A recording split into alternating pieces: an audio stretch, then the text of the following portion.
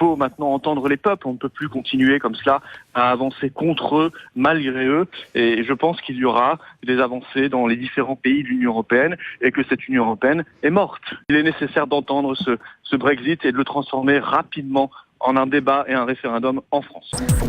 Personne ne demande la démission du président du Conseil, de la Commission ou du Parlement européen. Personne.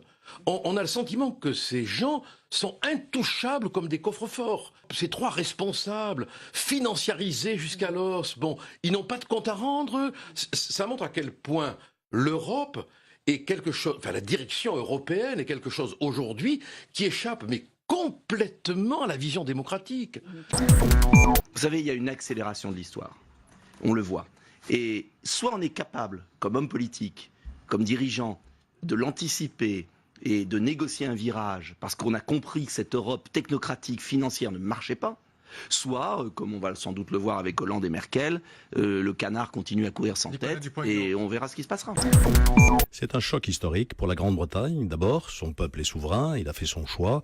À lui maintenant de gérer les défis qu'il va avoir à relever. C'est un choc historique pour nous aussi, et je crois que la plus grosse erreur que nous pourrions faire, ce serait de laisser entendre qu'à 27, on va continuer comme avant. Il faut écrire une nouvelle page, un nouveau chapitre de l'histoire de l'Europe. C'est la fin d'une certaine Europe, et ça doit être le début d'une nouvelle Europe. C'est une chance historique pour la France de reprendre le leadership sur la construction européenne et de proposer très rapidement une réorientation de la construction européenne. Une Europe qui aurait des frontières, une Europe qui défendrait enfin ses intérêts économiques, une Europe qui serait capable de garantir la sécurité des citoyens européens. Parce qu'une des leçons fortes de ce scrutin, c'est que lorsque l'Europe ignore les peuples se vengent de l'Europe.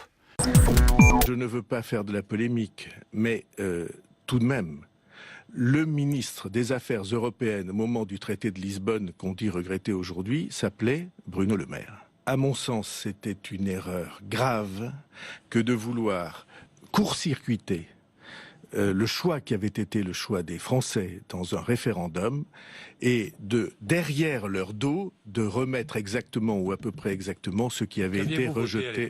Moi, j'ai voté oui, mais je n'ai pas voté le traité de Lisbonne. En 2005, les Français ont dit non au traité constitutionnel européen et ils ont demandé qu'une autre Europe soit construite. Qu'ont fait les dirigeants comme Nicolas Sarkozy et François Hollande? Fouler aux pieds l'exigence des Français. En 2012, François Hollande a dit « je vais renégocier le traité budgétaire ». Qu'a-t-il fait? Il l'a ratifié sans en changer une virgule. Quand s'est posé le problème de la Grèce, qu'ont fait Angela Merkel et François Hollande? Faire courber la tête au gouvernement grec.